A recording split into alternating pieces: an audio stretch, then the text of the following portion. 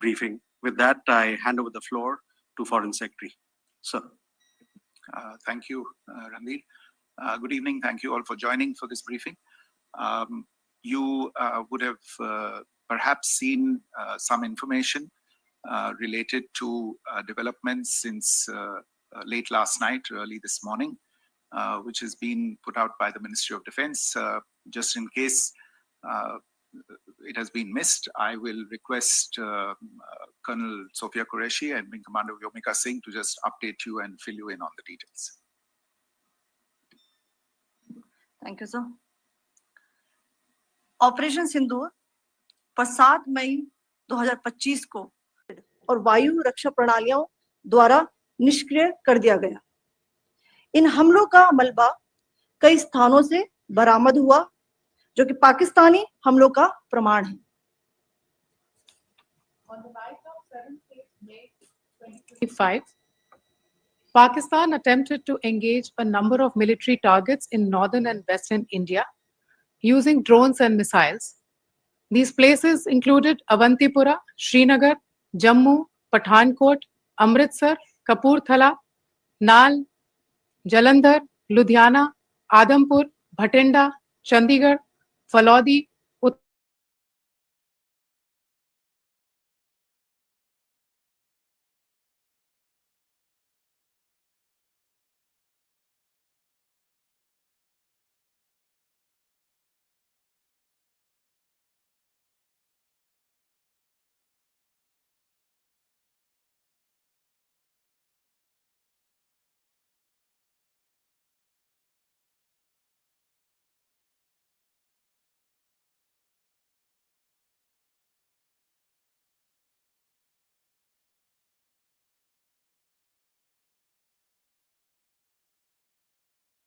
एक वायु रक्षा प्रणाली को निष्क्रिय कर दिया गया। Today morning, Indian Armed Forces targeted air defense radars and systems at a number of locations in Pakistan. Indian response has been in the same domain with the same intensity as Pakistan. It has been reliably learnt that an air defense system at Lahore has been neutralized. Pakistan ने नियंत्रण रेखा पर आकरण गोलीबारी की तीव्रता बढ़ा दी है, जिसमें कुपवाड़ा, बारामूला, उरी, पुंछ, मेंढर और राजौरी क्षेत्रों में मोर्टार और भारी तोपखाने का इस्तेमाल किया जा रहा है। Pakistan has increased the intensity of its unprovoked firing across the line of control using mortar and heavy calibre artilleries in areas in Kupwara, Baramulla, Uri, Poonch, Mendhar and Rajouri sectors in Jammu and Kashmir. 16 innocent lives have been lost, including 3 women and 5 children, due to the Pakistani firing. Here too, India was compelled to respond to bring mortar and artillery fire from Pakistan to a halt. Indian Armed Forces reiterate their commitment to non-escalation, provided it is respected by the Pakistan military. Jai Hind.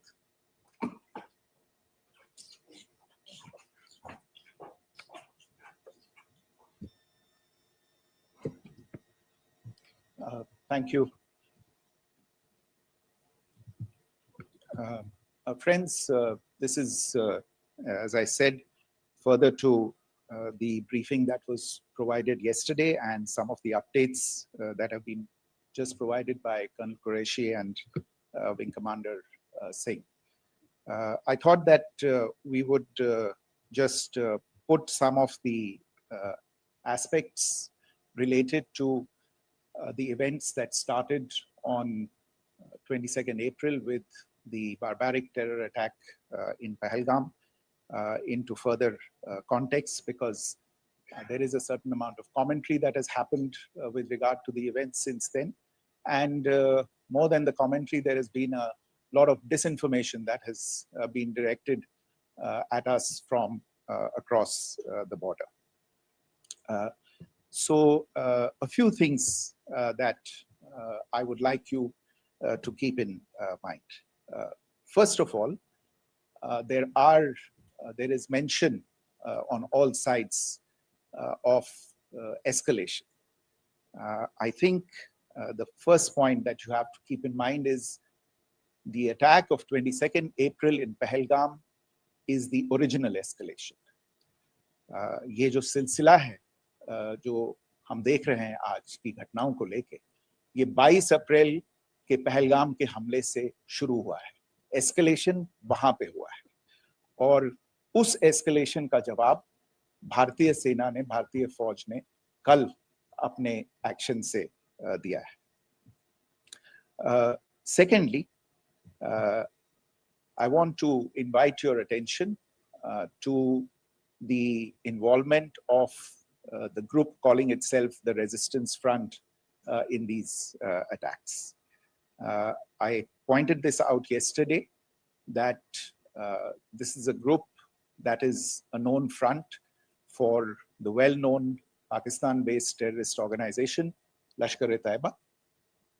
The group has been reported earlier. I mentioned to you about the Indian authorities providing information to the UN 1267 Sanctions Monitoring Committee. In fact, we are going to be meeting with the team again very soon, and we will be providing an update to the information that we have provided earlier. But what is interesting, दिलचस्प बात यह है कि संयुक्त राष्ट्र की सुरक्षा समिति में जब पहलगाम के हमले को लेके एक प्रेस वक्तव्य जारी करने की बात चल रही थी, तो आप सोचिए किस देश ने टीआरएफ का, द रेजिस्टेंस फ्रंट का उसमें मेंशन किया जाना, उसको अपोज किया, पाकिस्तान ने.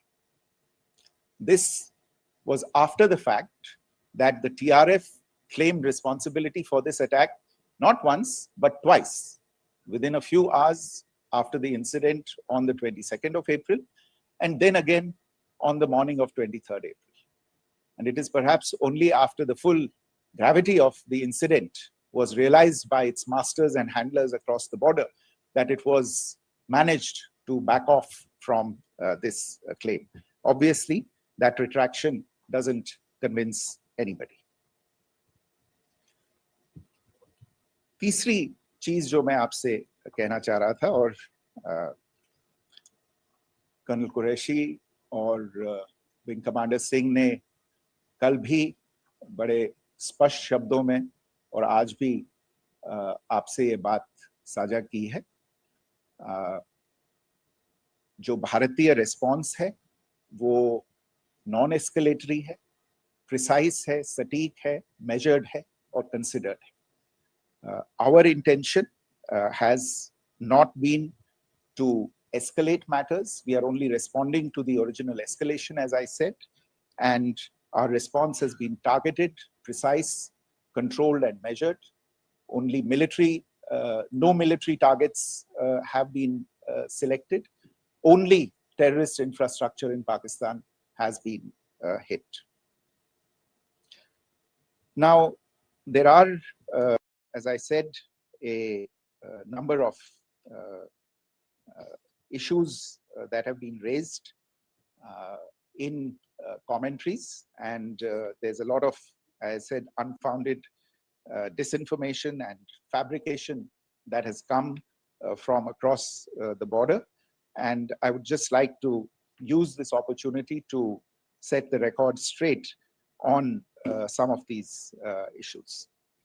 The first of these is Pakistan trying to wash its hands off any and all involvement with terrorism.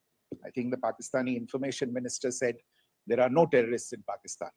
And I think he was challenged on that in the television program that he was appearing on. But even if I partially repeat myself from yesterday, I think Pakistan's reputation as the epicenter of global terrorism is rooted in a number of instances where concrete evidence is available, not just to India, but to governments and authorities and agencies around the world. There are several terrorist attacks around the world where Pakistani fingerprints have been found. I don't need to belabor the point with regard to this audience about where Osama bin Laden was found and who called him a martyr. Pakistan has also for decades pursued cross-border terrorism into India with impunity. And as I said yesterday also, in order to deliberately mislead the international community, they claimed that the terrorist Sajid Mir was dead.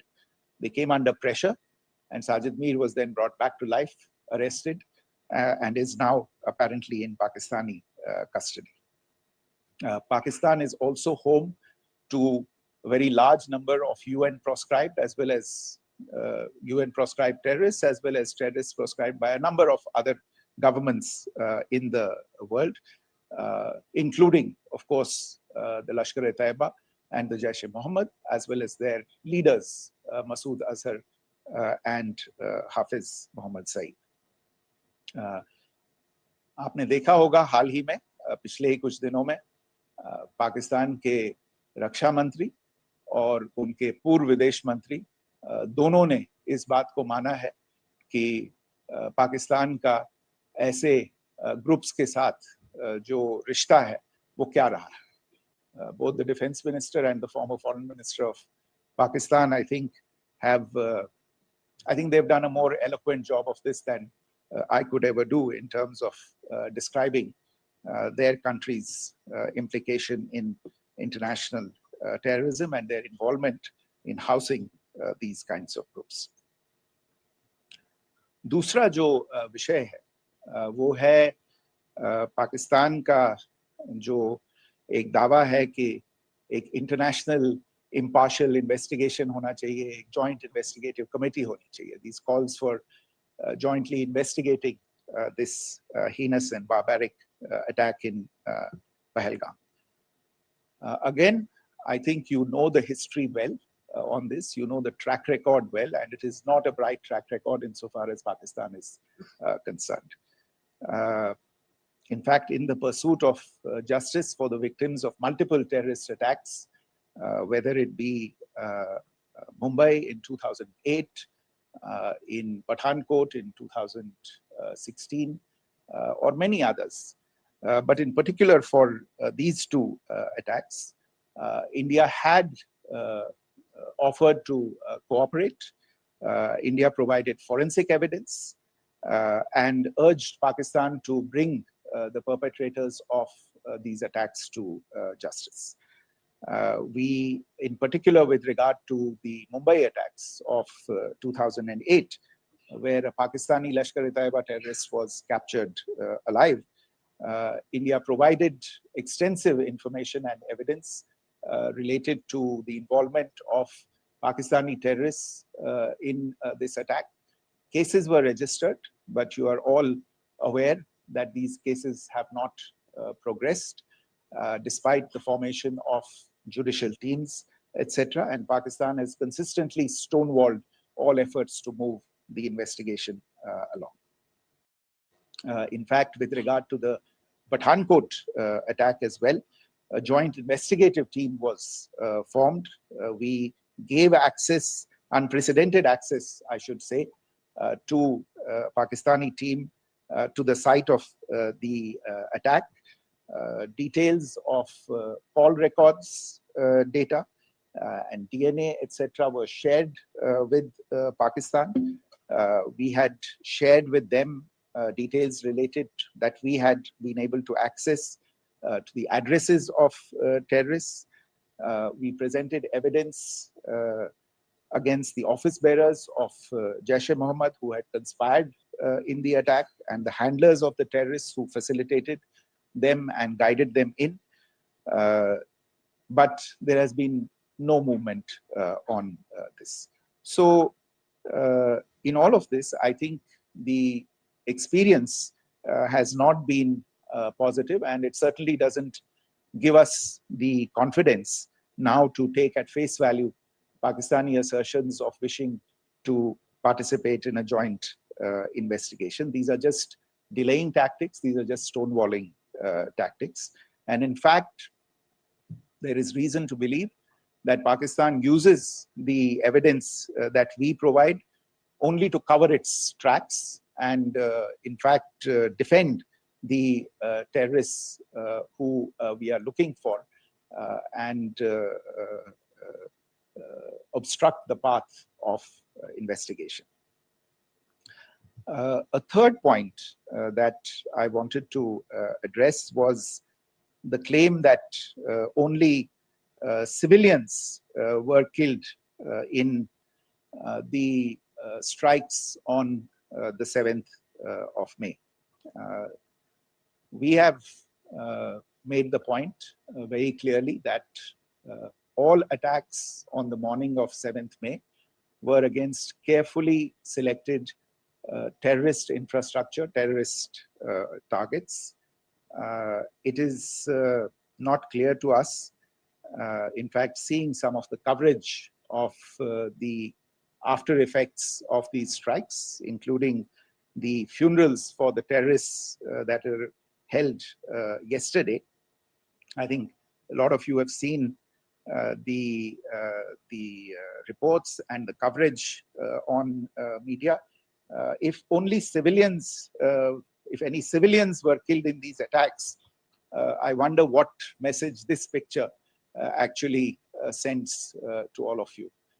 This is a question that is worth asking.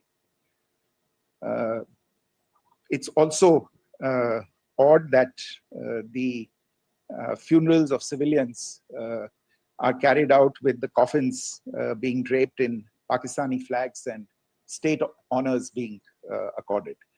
As far as we are concerned, the individuals eliminated at these facilities were terrorists. Giving terrorist state funerals may be a practice in Pakistan. Doesn't seem to make much sense to us. Pakistan has also claimed that India deliberately attacked religious sites. This is completely false again. I have made it clear that the targets were terrorist infrastructure, terrorist facilities, and locations connected clearly with incidents of cross-border terrorism into India. And it is in fact Pakistan that is misusing religious sites as a cover to in fact radicalize, direct, and indoctrinate and train terrorists. In fact, contrary to what Pakistan is claiming, yesterday Pakistan launched a targeted attack on the Sikh community in the state of Jammu and Kashmir, hitting Gurdwara in Poonch and the homes of Sikh community members, which came under attack. And we know that at least 3 individuals were killed in that particular attack.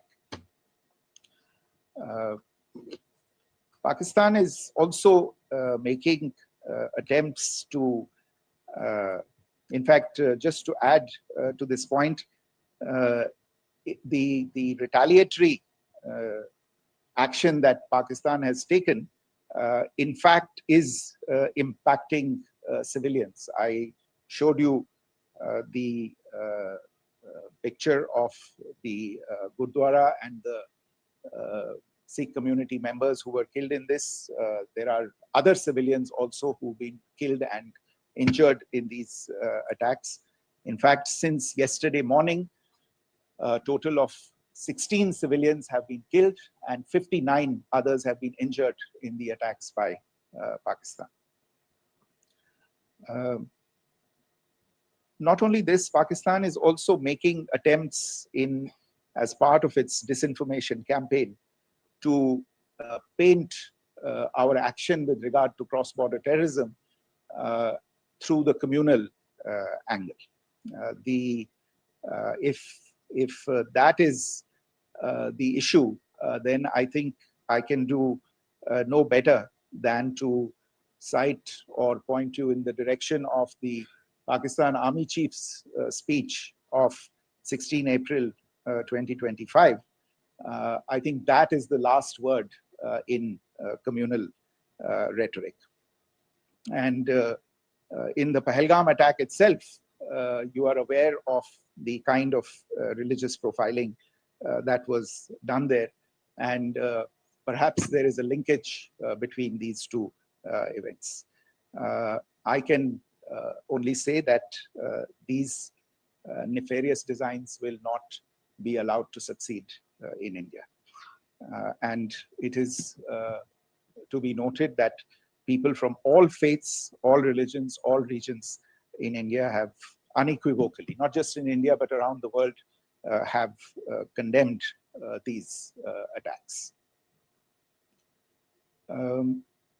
The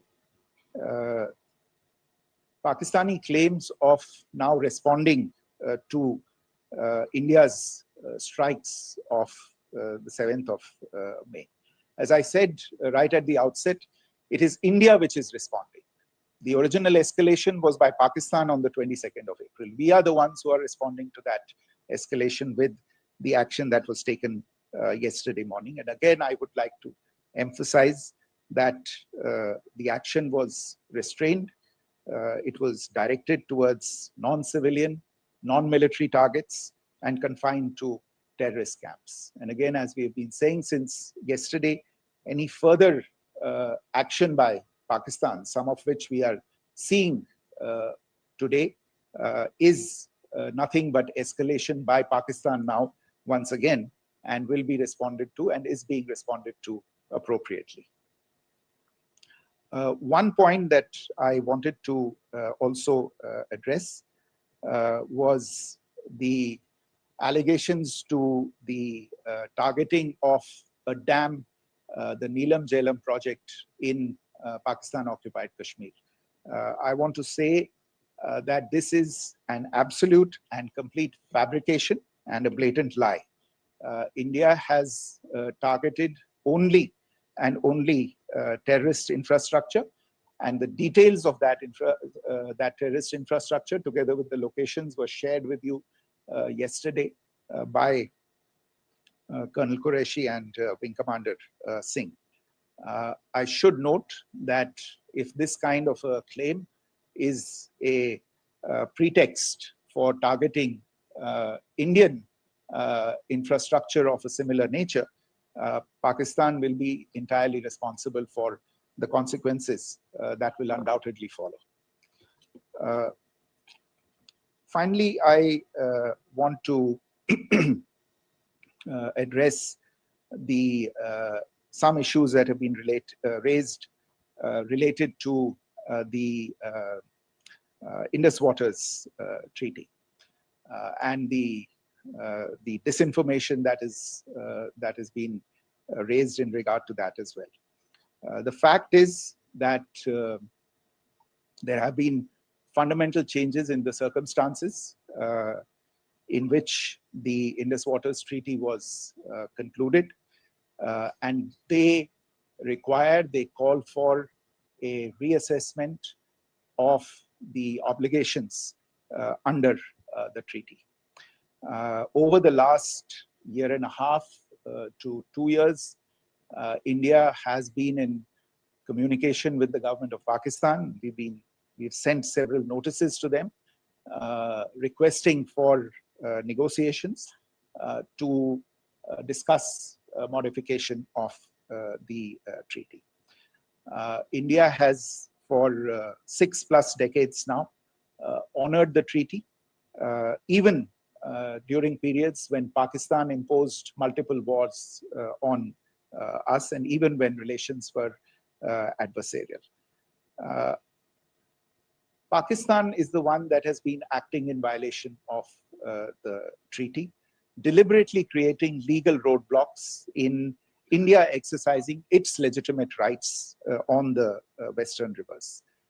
Any projects that India sought to build on the Eastern rivers, and even on the Western rivers, which we are allowed to by the treaty, were always challenged by Pakistan, thereby hampering our rights to utilize our legitimate waters under the treaty.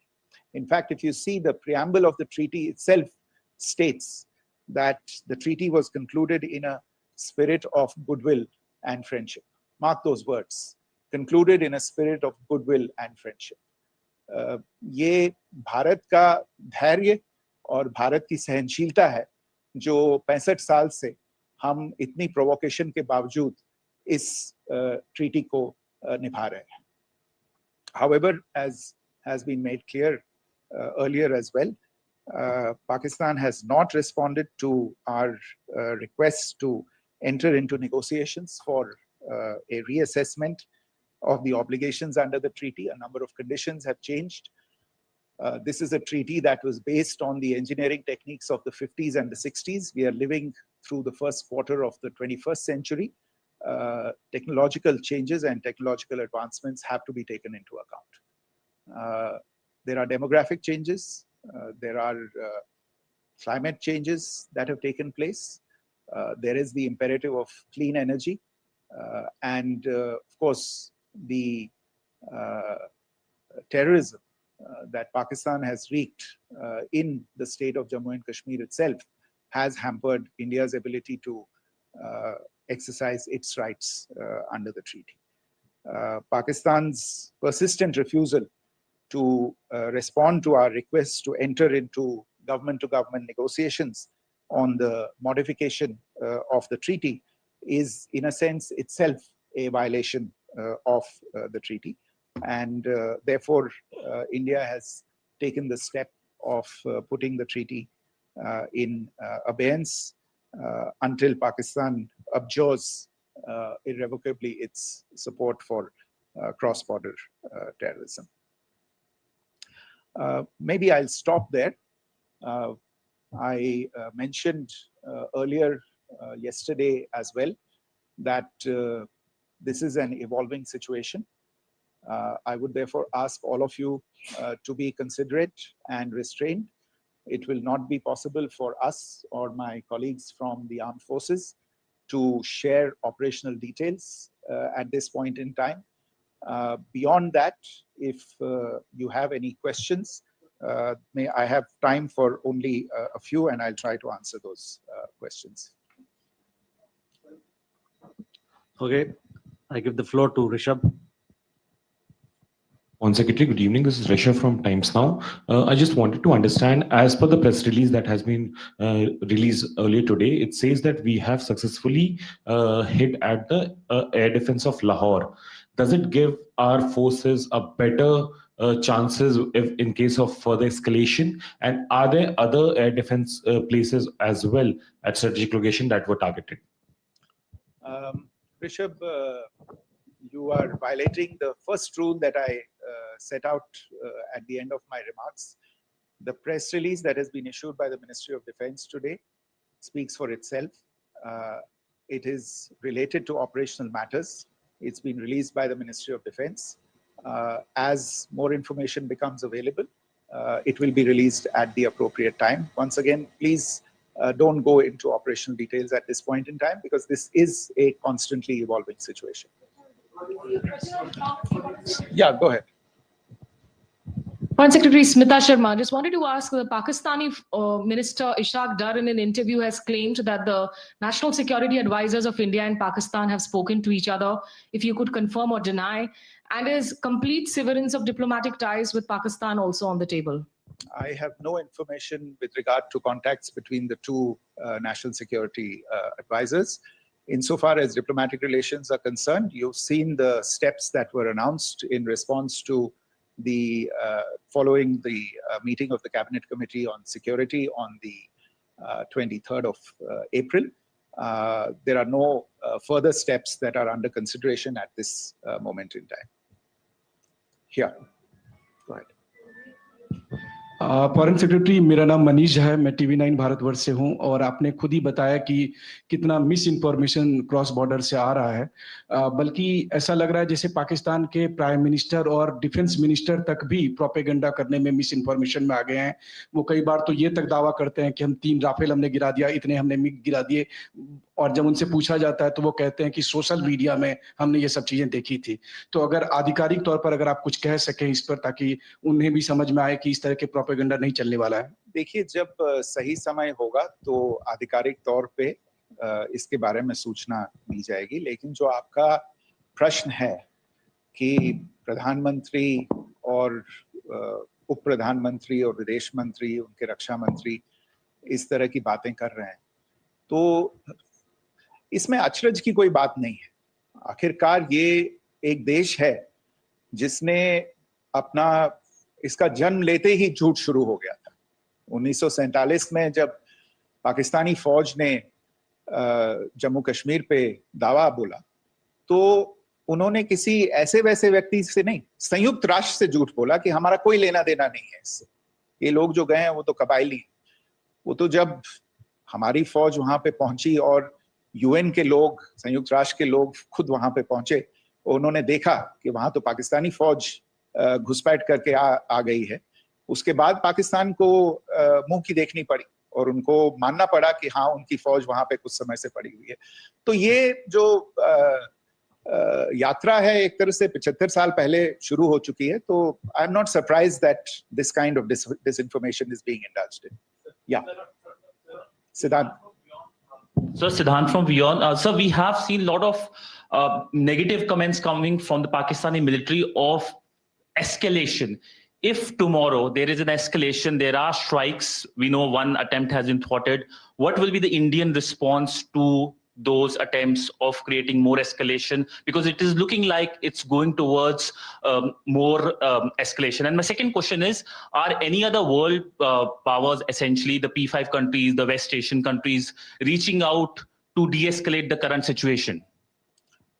Look, on escalation, we've already made our stance clear. I mean, there are two basic points. First of all, it is Pakistan that escalated on the 22nd of April. We are only responding to that escalation. And then what we have said yesterday and what my colleagues have said today, that now if there is an attempt at further escalation by Pakistan, it will be responded to in an appropriate domain. And therefore, the choice is entirely that of Pakistan to make. As to your second question, I don't think I can do better than to point you in the direction of the statements that are being made from practically every chancellery in the world and the sentiment that they are carrying. That sentiment essentially, and for the major portion, is support for the government of India in the context of the condemnation of the terrorist attack in Pahalgam on the 22nd of April. There is wide recognition of the government of India's right to respond to these attacks in self-defense, and of course, a desire to ensure that there is not further escalation. I think these statements speak for themselves. Yeah. Sir, this is Mosami from India Today. Now, in the all-party meeting, we have learned that the defense minister has said that, in the operations in Sindoor, almost 100 terrorists were killed. Would we have any details about what is the number like, and also about if there were any big faces, masterminds, terrorist masterminds who were in fact killed? There is also a report that Masood Azhar's family's 10 members have been killed, and Rauf Asghar, who was actually the mastermind of Pulwama, he's also been badly, severely injured. I don't have information at this point in time to share with you on these issues. But as I said, I think, there is so much information out there on television, in the news media, in social media, that it sometimes looks like a long time has passed since this. Please understand that slightly over 36 hours only have passed since this operation was undertaken. Let us have some patience. Information will come out. It will be shared in due time. Shruti. Thank you, Foreign Secretary. Shruti Ranjan from Bloomberg. Sir, could you give us any understanding whether India has moved the IMF or the World Bank to kind of, sensitize them about the the bailout that Pakistan has, and the kind of stuff that the Pakistan government is doing?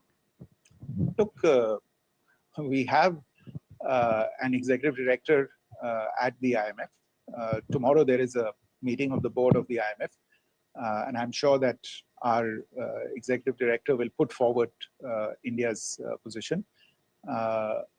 The decisions of the board are a different matter. You know the process through which they are made. But I think the case with regard to Pakistan should be self-evident to those people who generously open their pockets to bail out this country. And since you are from Bloomberg, I think you would have the data on how many IMF bailout programs have been, very good, thank you, have been sanctioned in the space of the last 3 decades.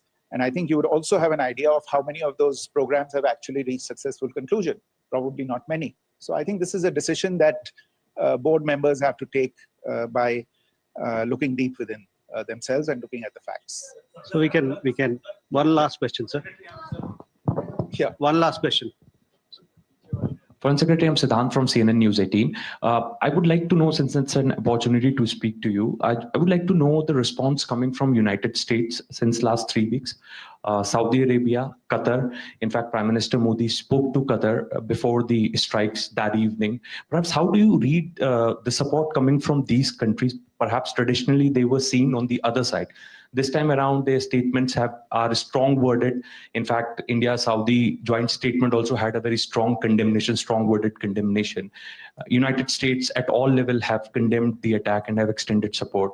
In fact, Saudi Deputy Foreign Minister is in India. He just met EMS Jaishankar. Also, if you could shed some light about on his visit, his meeting with EMS Jaishankar. In fact, we have also been told that he met Prime Minister Modi. Thank you. Look, all the countries that you named and many others, we have been in touch with them.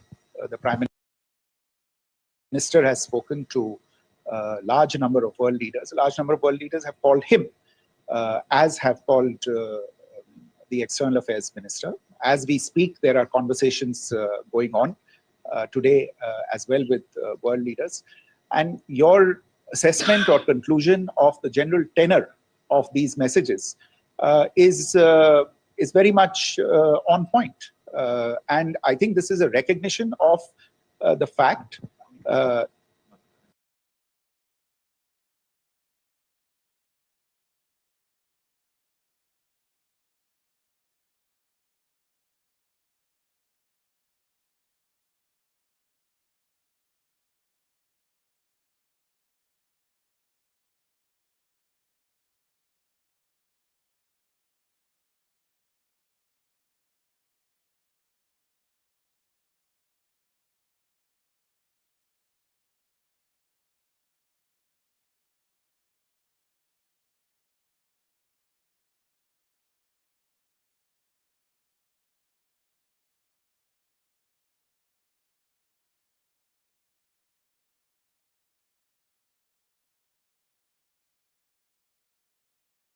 firstly, of the barbaric nature, the unprecedented nature and character and features of the attack in Pahalgam, and a recognition of India's right to respond to this, and also a recognition of the fact that in responding, we have been nothing but responsible and have done so in a restrained, in a measured, and in a non-escalatory manner.